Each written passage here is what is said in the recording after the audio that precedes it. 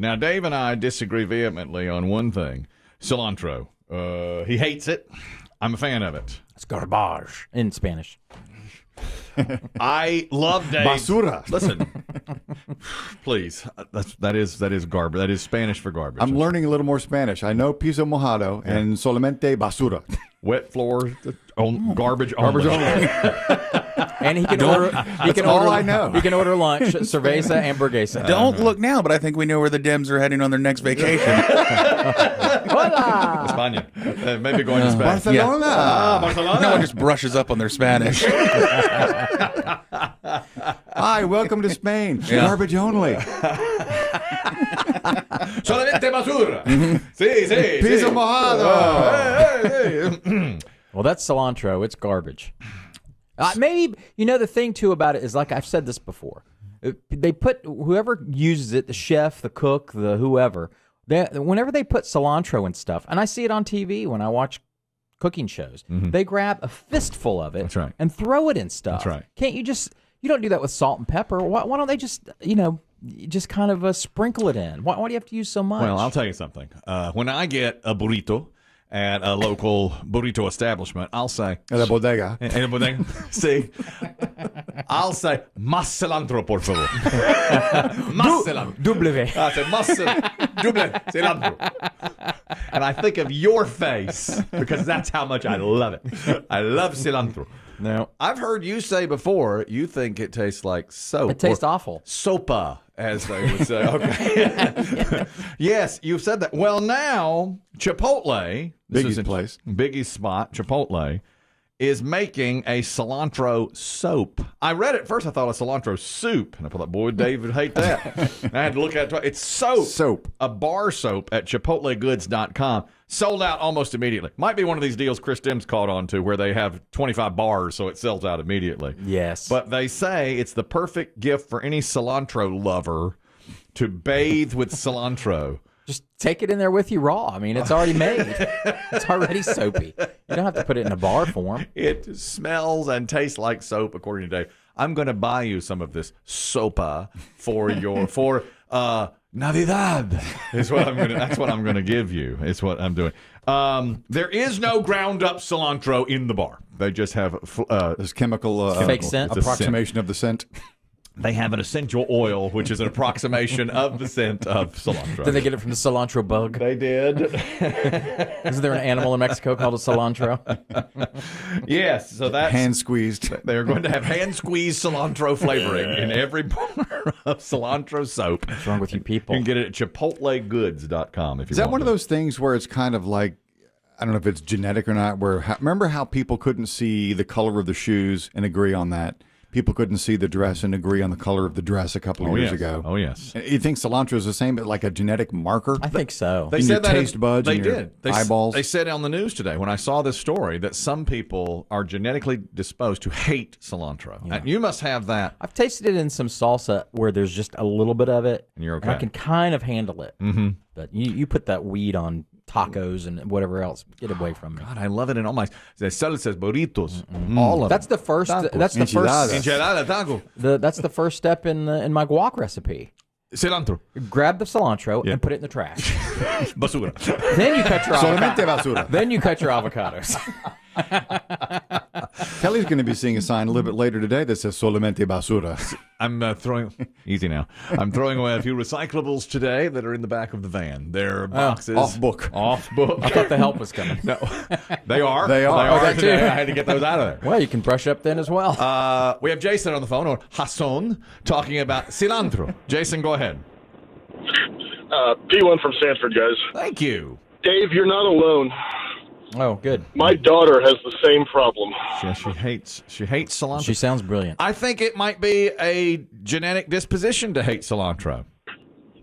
It is. She actually looked it up because everybody in the family loves this stuff. She can't stand it. Yeah. I mean, not only don't like it, just completely hates it. Right. Okay, that makes sense then. So she looked it up, and that is, you have it in your DNA to not like cilantro. Yes. All right. How old is your daughter? She's just turned 21. Okay. Right. And She's a genius. You know, and it's probably not going to be, since it's in her DNA, there's no growing out of it or anything. It's not like when she's 40. I don't or know. anything like that. I've never heard, don't heard about think so. that. Like me and Brussels sprouts, which I hated as a kid. Right. But now I love. Yeah. Of course. Same for me. Same with Brussels sprouts. Oh, yeah. If you make them with bacon, they're even better. Oh, they're great. Even better. And like I told you the other day, onions. And I have heard that onions, and maybe not true, but when kids don't like onions, and I hated them when I was a kid, because your taste buds are more sensitive. You know, Right. you can really taste it. As you get older, you lose some of that, so you can handle the onion a lot better. I'll tell you the headline that spooked me today. Chris Demm saw it too. Supply chain crisis is threatening our nation's chicken tenders. Chicken tenders are in jeopardy here. But, I mean, that's bad. Kerry Sanders did the story for NBC. Does this include tenders and nuggets? No, I'm glad you said that. No. Okay. What about the chicken breast patty sandwich? No. The tender is made from a specific part of the chicken breast. The nugget is mostly like, what do they call it? Ground up like side meat, not Thigh. Pushed together, molded meat, fillers and meats. I thought Nuggets said it was all. I thought the restaurants would say this is all white meat. They nuggets. will. They do say that. But it You're may right. come from the wing. Here yeah, it but is. it's still pressed together white meat. Chicken tenders are from the smaller fillet of whole chicken breasts and require more processing to package and sell than nuggets, which are made mostly of scrap meat from the whole bird. So you've got the nuggets still, but not the tenders. And families there's an outcry. They want their they're up $1 from last year this time, and now they're hard to find. Is this because there aren't people butchering the chickens? It must be. They say supply chain issue. Yeah, so and they're that's not it. The killing chicken- them at the farms. They're not putting them on the trucks because they're no drivers. They're not getting to the plant. Kentucky Fried Chicken and A&W, which is a Midwest chain, have changed their marketing plans to omit tenders from their promotions until at least the first part of next year. Are there tenders in your freezer right now, Kelly, at your house? Yes, we do buy tenders. One same giant box brand. Giant box brand tender, and we also have giant box brand nugget, which I guess my wife may make an emergency run today to try and see if she can find. But some. when you go to the Chicken and Pickles and get your sandwich and your Diet Coke and instead of a waffle fry, you get the nuggets Yes, I do. And a mac and cheese. and a mac and cheese. Because why? Health. Clear the palate. Health reasons. Better for you. That's right. But you get the nugget. But they have tenders there, yeah? They do. They do. But you get nuggets. I always get nuggets. Why? I don't know, Dave. I think you. Because they came along later, the tenders? They had nuggets first? Well, I think it's the nugget gives me more fried outside to inside chicken ratio. You know what I mean? I want The more breading to chicken bread- ratio? I want more breading. You don't need the chicken. I don't really, honestly. Chicken's overrated. Now, let me say this. To me, there's a different taste, too, at least at Chicken and Pickles. I agree. There's a different taste in the tender and the nugget. I think you're right. We yield to these two. Yeah. Listen, when I, The floor is yours. Tell me this. This is the podcast. When I open a box of chicken nuggets, really from anywhere, and I see a bunch of brown, a bunch of like crispy, Extra like breading? hanging off, I'm like, that's a win. I don't care about the That's chicken. the way they do it over there at your store. Yeah, they'll. When I pick one up and it's like all Man, I am misshapen- healthy. when I see You it know all, how they do that? You can't do it at home. no, you can't. When it's misshapen and there's a bunch of hanging off, oh my god, Extra crispy crunchies. so good. Yeah, so good. Now, this is sort of off the topic, but I've started to see some commercials for wing places selling thighs. I wonder. Remember, we talked about that Same a couple type of weeks thing, ago. Yeah, They're doing whatever they can. Do we know if thigh joints are taking off? I don't If know. they're selling? I haven't I don't heard know. that. I don't hear much about a wing shortage anymore, but I'll tell you this, the prices of wings, Way up. way up. The chain Hattie B's Hot Chicken, based in Nashville. That's a thing. I have never been to one. Is that one of those legendary hot chicken It joints? is, yeah. It is. And the owner there says, we have not passed the cost on to the customer yet, but we are making so much less because the chicken prices are so high. He says there's no safe harbor in the supply chain issue right now, and we are having a huge problem with wings and tenders. I'm going to tell you, there's another supply chain issue. Yeah. I can't find low sodium turkey breast lunch meat. The horror. Why are you? How'd you keep this from us for so long? We've been on over Sitting an in there hour. on that horrible secret. I've been enjoying a turkey and avocado wrap each day when I get home, and I've been using low sodium turkey breast. And it's been out at 3 stores. 3 stores. What are your options? What are your options other than that? Basura.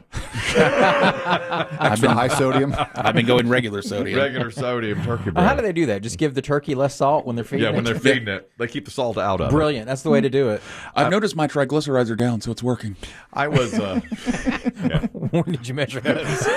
he's at home. Daily. He always measures his triglycerides, don't you? I don't know With a what that finger is. stick? Yeah. You sticking your finger? The other night I was actually driving. My son was with me. And I felt so bad as a parent. You know, I've just taught him how to drive in the last year and a half, and now he's driving on his own. And I always harp on staying in your own lane to make sure if you go over, you know, if you drift. And we stopped at Chicken and Pickles, and we were on the way to pick up my daughter. And as I was eating the chicken and pickles, I was eating my sandwich. I already had my nuggets. I ate that safely in the parking lot. Good. But then as I'm driving, I thought, well, this is a hand food. I can eat it. And I drifted over into somebody else's lane, and they laid on the horn. Ooh. And my son said, oh! Made me so mad. Exactly what you don't want. Made me so bad. Lives for those moments. Oh, he Oh, did. God, he should have TikToked you. And I didn't even see the guy. I mean, he was totally in my blind spot. And I was just drifting. I didn't even care. I was drifting, and he just... I'm in heaven. Got a belly full of nuggets. Look at this. Laying a sandwich on top of it. And then, That's one happy man. God, he got beside me at the light. Does life get better? It does not. Man, it was... Did he give you the fist? Yeah, he gave me the, you know, like this, and I was like, I held up my hand. Like, what am I supposed to do? Sorry. I pointed Point to the bag. to the bag and the sandwich, Show him the logo. and he I'm was sorry. I can't wait. Sorry. Now I understand. nothing I could do. It all makes you sense know? now. There's a sports note here today as well. Brian Kelly has just taken a job at LSU. He went from Notre Dame to LSU, much to Chris Demm's chagrin. Poor Chris Demm. He's a Notre Dame fan. He's an Oklahoma fan. Lost their coaches within 24 hours to each other. Yeah. One goes to USC. The other goes to LSU. That is this is a piece of trivia for you. That's the first coach in Notre Dame history to quit and take another college job. They either get fired or they move to the NFL or they retire. The first coach in Notre Dame history Goodness. to quit the job, to take another job that's perceived as better. To because voluntarily leave Notre Dame for it used to something be else. Notre Dame was the gold. I mean, once you got that job, that was it. You know. Yeah, in the 40s and 50s, it was like Notre Dame was the yeah. university. Lou Holtz had in his contract when he was coaching other college teams, if Notre Dame calls, I get out of the contract. And he did. Yeah. Remember that? Did Urban Meyer have that at one point? Well, he turned Notre Dame down. Notre Dame offered him the job. He was a Utah coach. Notre Dame offered him the job, and he went to Florida instead because he thought it would be so much easier to win there because the academic standards at Notre Dame are so high. Yeah. And that's the problem. I'll tell you this about Brian Kelly. One thing that was sweeping the internet after he left is that he really showed those kids what they meant to him. He sent them a text that said a 7 a.m. meeting tomorrow, and then he spoke for a whole 4 minutes to those athletes about how much he meant or they meant to him. He did. And then he left. 4 minutes. And they are still in line to possibly make the playoffs. Yeah. I mean, if a couple of Notre things Dame is, happen, yeah. they could. Notre Dame could. He's gone. He's down in Baton Rouge. Oh, he's out. Here's the thing people are noticing, too. Now, Brian Kelly, who was the coach of Notre Dame, we had him earlier this season during a sideline interview. They were losing at halftime or had not played well. And the coach or the sideline reporter asked him about the team's play. He tried to make a joke about his team's offensive execution. What did you think of your team's ability to withstand Florida State's impressive comeback? I'm in favor of execution. Maybe our entire team needs to be executed after tonight. It landed with a thud. His joke. Yeah, there's a nugget of a joke in there, a chicken nugget of a joke. It did not He land. pulverized it. Well, you heard him speak. You hear his voice. Yeah. He coached at Cincinnati at one point. I know that. I don't know where he's from. Maybe the Midwest. Nonetheless, now he's at LSU. So he went to an LSU basketball game right after he'd been hired to address the crowd. Like, we're really going to do something special here at LSU.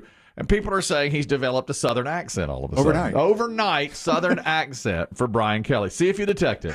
Thank you. Well, this is a great way to get started. And I haven't even won all my games yet.